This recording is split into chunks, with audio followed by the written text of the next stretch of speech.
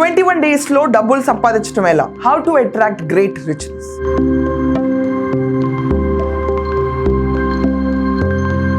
Day 2 episode.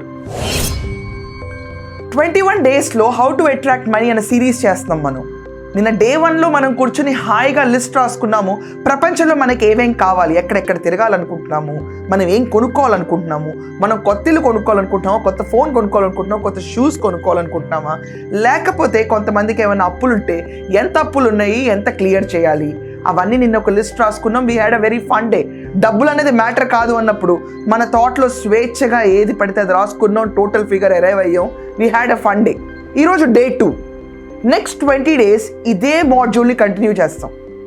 ఈరోజు మనం చేస్తున్న ఒక module change, shift of mind ఏదైతే జరుగుతుందో ఇది గ్రేటర్ ఇంపాక్ట్ ఉండబోతుంది. Rhonda Byrne count down to riches in 21 డేస్లో ఇది ప్రూవెన్ ఫ్యాక్ట్. మనం ఈ మాడ్యూల్ చేంజ్ మన మైండ్లో మనం చేసుకోగలిగితే దీని ఇంపాక్ట్ ఫెంటాస్టిక్ ఉండబోతుంది మన లైఫ్లో.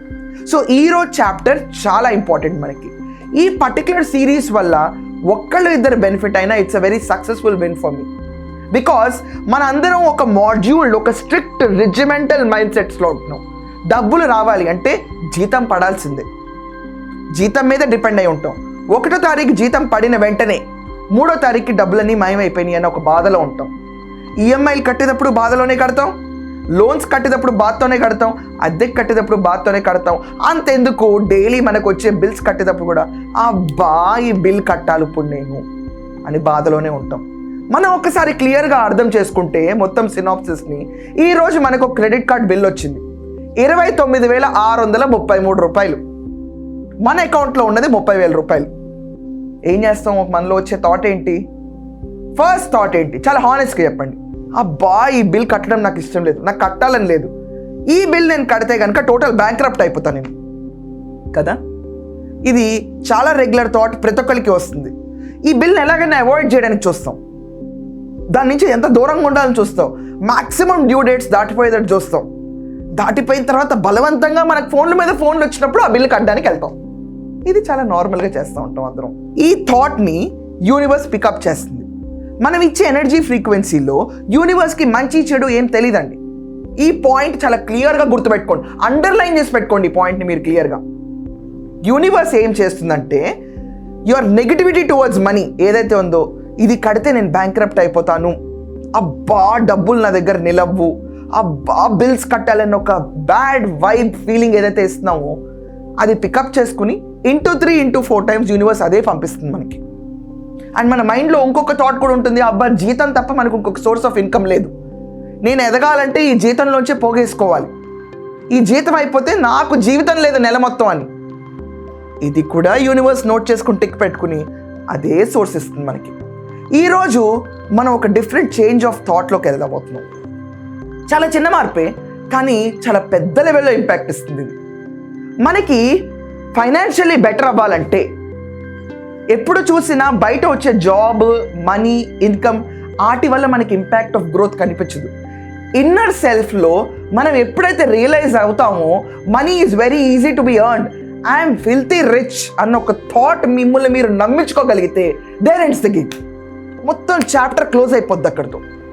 ఆ చాప్టర్ అప్పుడు పికప్ చేసుకునే మూమెంట్ మనకి ఎలా ఉంటుందంటే యాక్సలరేటెడ్ మనీ సోర్స్ మొదలవుతుంది. సడన్గా మన ఈమెయిల్లో క్రెడిట్ చెక్ ఉంటుంది, సడన్గా ఎక్కడో రావాల్సిన డిస్కౌంట్స్ ఇప్పుడే వస్తాయి, ఎవరో ఇవ్వాల్సిన పేమెంట్స్ వస్తాయి, సడన్గా కొత్త వర్క్ వస్తుంది, కొత్త ఆఫర్స్ వస్తాయి అపార్ట్ ఫ్రమ్ యువర్ జాబ్.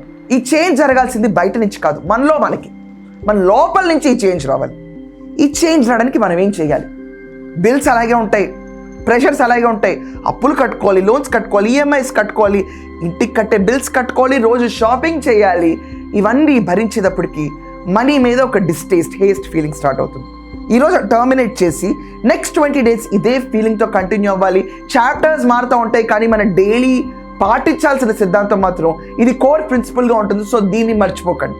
ఈ రోజు నుంచి మీరు బయట 10 రూపాయలు ఖర్చు పెట్టారనుకోండి, కళ్ళు మూసుకుని ఊహించుకోండి ఆ 10 రూపాయలు మీకు వచ్చినట్టు. Just reverse the process. మీరు బిల్ పే చేయటం కాదు, డబ్బులు మీకు తిరిగి వచ్చాయని ఊహించండి. Just feel happy. మీకు నిజంగా ఒక 10 రూపాయలు కాదు, 1000 రూపాయలు మీరు బయట ఇచ్చిన తర్వాత మీకు తిరిగి వస్తే మీలో ఒక హ్యాపీనెస్ ఉంటుంది చూడండి. That is very important thing in this entire process. Psychologically మీ బ్రెయిన్ని మీరు మభ్యపెట్టండి ఈ రోజుకి. నెక్స్ట్ 20 days చాలా గట్టిగా ఇదే పాటించండి. ఎక్కడా షఫల్ అవ్వకండి.